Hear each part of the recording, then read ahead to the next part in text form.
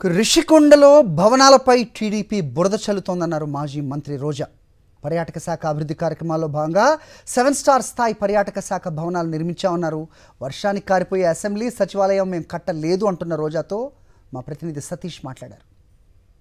ఎన్నికల ఫలితాలపైన వైఎస్ఆర్ కాంగ్రెస్ పార్టీ అధ్యక్షుడు వైఎస్ జగన్మోహన్ రెడ్డి సమీక్షలు నిర్వహిస్తున్నారు. వరుసగా పార్టీకి సంబంధించినటువంటి నాయకులు కూడా జగన్మోహన్ రెడ్డితో భేటీ అవుతా ఉన్నారు. ఏ విధంగా భవిష్యత్తు ఆ కార్యాచరణ ఏ విధంగా ఉండబోతుంది, పార్టీ ఏ విధంగా మళ్లీ మరింత బలంగా ఆ విజయం వైపు అడుగులేసేందుకు ఎటువంటి ఆ భవిష్యత్తు కార్యాచరణ ఉండాలన్న అంశాలన్నింటిపైన కూడా నాయకులతో వైఎస్ జగన్మోహన్ రెడ్డి చర్చిస్తా ఉన్నారు.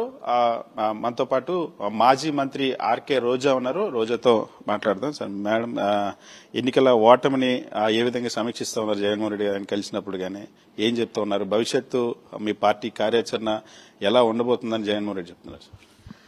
ఫస్ట్ ఆఫ్ ఆల్, ఇలాంటి ఒక రోజు వస్తుందని ఎవరు ఎక్స్పెక్ట్ చేయలేదు. మంచి చేశాం కానీ ఓడిపోయాం. అది ఎందుకు అనేది సమీక్ష చేసుకోబోతున్నాం. ఈరోజు చూస్తే జగన్ గారికి రాష్ట్ర వ్యాప్తంగా జగన్ అభిమానించి ఒక బలమైన ఓటింగ్ ఉంది అనేది 40% ఓటింగ్ మనం కళ్ళారా చూస్తున్నాం. తేడా ఒక 10%.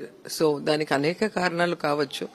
సో ఆ కారణాలు ఏంటి అని సమీక్ష చేసుకుని మళ్లీ ఆ 10% ఓటింగ్ మళ్లీ మా వైపు ఎలా తిప్పుకోవాలి, ఎలా మళ్లీ ప్రజల్లోకి మేము వెళ్ళాలి, మళ్లీ జగనన్నను మేము ఎలా సీఎం చేసుకోవాలి అనే దాని మీద ఈరోజు అందరం కూడా డిస్కస్ చేయబోతున్నాం. రెండోది, అధికారం ఒక్కసారి ఇవ్వండి, ఈసారి నేను బాగా చేస్తాను, మారాను అని చెప్పుకున్న చంద్రబాబు నాయుడు ఇప్పటికైనా తను ఇచ్చిన మేనిఫెస్టోలో ప్రజలు ఆశపడిని కోట్లేసి ఉండొచ్చు, లేదా ఇంకో రకంగా మీరు ఏ విధంగా చేసుకున్నారో మీకే తెలుసు. కాబట్టి ఆ ఇచ్చిన మాట ప్రకారం పేదవాళ్ళని మోసం చేయకుండా, ఈ రాష్ట్రాన్ని వెనకబడకుండా జగనన్న తీసుకొచ్చిన అభివృద్ధిని అలాగే ముందుకు తీసుకుని వెళ్లే విధంగా పరిపాలించాలని కూడా కోరుకుంటున్నాను. ఒకవైపు రుషికొండకు సంబంధించినటువంటి ప్రచారం అదే విధంగా జరుగుతుంది.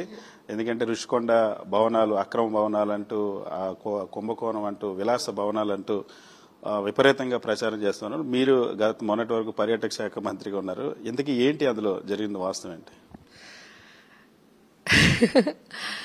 చంద్రబాబు నాయుడు ఎప్పుడూ కూడా ఒక మంచి కట్టడం కట్టలేకపోయాడు. అందుకనే ఈరోజు జగనన్న కట్టే కట్టడాలను చూసి కుళ్ళుకుంటున్నాడని నేను అనుకుంటున్నాను. And as a tourism minister గా నేను గర్వంగా చెప్పగలను, నేను మంత్రిగా ఉన్న సమయంలో ఇలాంటి ఒక అద్భుతమైన కట్టడాన్ని వైజాగ్ లో కట్టడం అనేది నా లైఫ్ లో అది ఒక బెస్ట్ మెమరీగా ఉండిపోతుందని నేను అనుకుంటున్నా.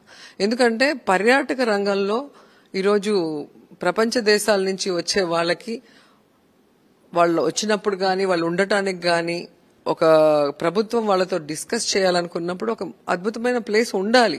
అది ఎక్కడికి వెళ్ళినా కూడా ఉన్నాయి అన్ని రాష్ట్రాలకి. మన దురదృష్టం, రాత్రికి రాత్రే పారిపోయి వచ్చారు కాబట్టి రాజధాని టెంపరీ, అన్ని టెంపరీ, ఎక్కడ ఒక పర్మనెంట్ బిల్డింగ్ అని ఒక అద్భుతమైనది లేదు.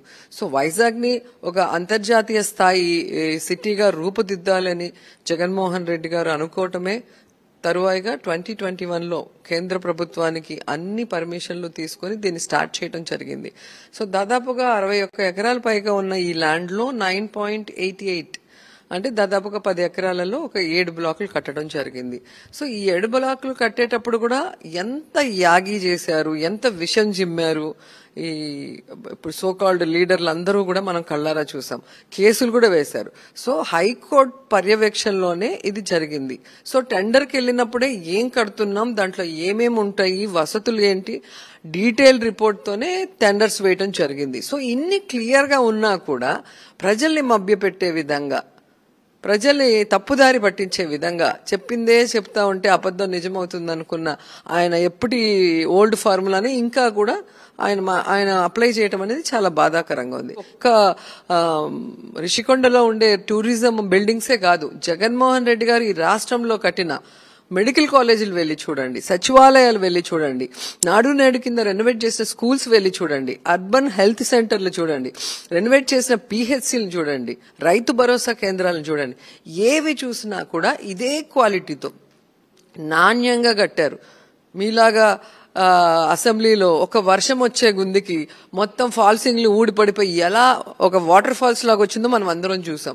ప్లగ్లలోంచి వాటర్ ఎలా వచ్చిందో మనం చూసాం. మరి 1000 కోట్లకు పైగా ఖర్చు పెట్టి ఒక సచివాలయ అసెంబ్లీ కట్టిన మీరు ఈరోజు ఇంత క్వాలిటీతో జగన్మోహన్ రెడ్డి గారు కట్టడం చూస్తుంటే మీకు కడుపు మంటతోనే ఈ బురద చల్లుతున్నారనేది స్పష్టంగా అర్థమవుతుంది. ఈ ఈవీఎంలకు సంబంధించి జగన్మోహన్ రెడ్డి గారు ఒక ట్వీట్ చేశారు. ప్రపంచంలో ఉన్నటువంటి అభివృద్ధి చెందిన దేశాలు, అతిపెద్ద డెమోక్రసీ ఉన్నటువంటి దేశాలన్నీ కూడా బ్యాలెట్ లో నిర్వహిస్తా ఉన్నారు. మనం కూడా దానికి వెళ్లాలంటే దానిపైన చాలా తీవ్రంగా విమర్శలు చేస్తారు తెలుగుదేశం పార్టీ వాళ్ళు. జగన్మోహన్ రెడ్డి ఓడిపోయారు కాబట్టి ఈవీఎంలు వద్దంటున్నారని చెప్పేసి ఒక విమర్శ చేస్తున్నారు.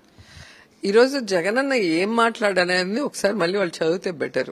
ఎందుకంటే ఈరోజు దేశవ్యాప్తంగా చర్చించడమే కాకుండా ప్రపంచంలో ఉన్న ముఖ్యమైన వాళ్ళు కూడా ఈరోజు అమెరికాలో కూర్చొని ఇక్కడ ఎలా ఈవీఎంని హ్యాక్ చేయొచ్చు అనేది వాళ్ళు ఆన్ రికార్డులోనే చేసి చూపిస్తున్నారు కదా, ఆన్ లైవ్ చేసి చూపిస్తున్నారు. దీనివల్ల ప్రజాస్వామ్యం కూని అవుతుంది. సో ప్రజలు నిజంగా ఎవరికి పట్టం కడుతున్నారు అనేది కూడా వాళ్ళకి ఆ ఆనందాన్ని ఆస్వాదించాలి అన్నప్పుడు, లేదా వాళ్ళు చేసిన కష్టానికి ప్రతిఫలం ఏంటి అనేది తెలుసుకోవటానికి కూడా ముందులాగా బ్యాలెట్ పేపర్ అయితేనే బెటర్ అని అందరూ అంటున్నారు. కాబట్టి అది మంచిదే అని చెప్పి ఆయన కూడా చెప్పడం జరిగింది. ఈరోజు ప్రపంచ దేశాలన్నింటిలో కూడా బ్యాలెట్ పేపర్ ఉన్నప్పుడు ఇక్కడ మాత్రం ఎందుకు ఈవీఎంస్? సో ఈ ఈవీఎంస్ మీద ఇప్పుడే కాదు, చంద్రబాబు నాయుడు మాట్లాడలేదా? చంద్రబాబు నాయుడు గొడవ చేయలేదా? ఆ రోజుల్లో చంద్రబాబు నాయుడు ఒక మనిషిని పెట్టి దాన్ని ఎలా ఓపెన్ చేయాలో చేసి చూపించలేదా? కాబట్టి ఈ రోజు వాళ్ళ విజయం ఏంటి అనేది ఈ చిన్న పిల్లోడిని అడిగినా కూడా అర్థమవుతుంది ఎలా వచ్చినాయి అన్ని సీట్లు అనేది. జగన్ ఇంత మంచి చేసి ప్రతి కుటుంబాన్ని కూడా సొంత కుటుంబం లాగా పేదరికాన్ని నిర్మూలించే విధంగా పరిపాలిస్తూ రాష్ట్రాన్ని అభివృద్ధి వైపు నడిపించినప్పుడు 11 సీట్లు ఏంటి? ఒక 40% ఓటింగ్ తో రేవంత్ రెడ్డి ఈ రోజు సీఎం అయ్యాడు. 40% ఓటింగ్ తో ఈ రోజు ప్రధానమంత్రి అయ్యారు. మరి 40% ఓటింగ్ వచ్చిన జగన్మోహన్ రెడ్డికి 11 సీట్లు ఏంటి? ఇది ఏంటి? కాబట్టి గుమ్మడికాయల దొంగ అంటే వీళ్ళు టీడీపీ వాళ్ళు, జనసేన వాళ్ళు భుజాలు తడుముకుంటున్నారు. మరి ఎందుకు తడుముకుంటున్నారో వాళ్ళకే తెలియాలి. ఖచ్చితంగా వైఎస్ఆర్ కాంగ్రెస్ పార్టీ రాబోయే రోజుల్లో ఏ విధంగా పుంజుకోవాలి, కార్యకర్తలకు ఏ విధంగా అండగా ఉండాలన్న అంశానికి సంబంధించి జగన్మోహన్ రెడ్డి సమీక్ష చేస్తామని చెప్తా ఉన్నారు. ఋషికోటకి సంబంధించి జరుగుతున్నటువంటిది అంతా కూడా బురద జల్లేటువంటి కార్యక్రమం. అది ప్రభుత్వ భవనాల్లో ప్రభుత్వం కడుతున్నటువంటి అత్యంత నాణ్యమైనటువంటి భవనాలు కట్టాం. వాటిని ఈ ప్రభుత్వం ఏ విధంగానే వినియోగించుకోవచ్చు. ఇప్పటికైనా ప్రభుత్వ భవనాలన్న విషయాన్ని ప్రతి ఒక్కరు కూడా తెలుసుకోవాలన్న అంశాలు చెప్తున్నారు. ఆడుదాం ఆంధ్రాలో అసలు టెండర్లు నిర్వహించింది ఆర్ఎండ్బి శాఖ అయితే నేను అవినీతి చేశానని చెప్పి ఆరోపించడం అన్నది పెద్ద జోక్ అని ఆ మాజీ మంత్రి ఆర్కే రోజా కొట్టిపారేశారు. వీడియో సాయితో సతీష్, సాక్షి టీవీ, తాడేపల్లి.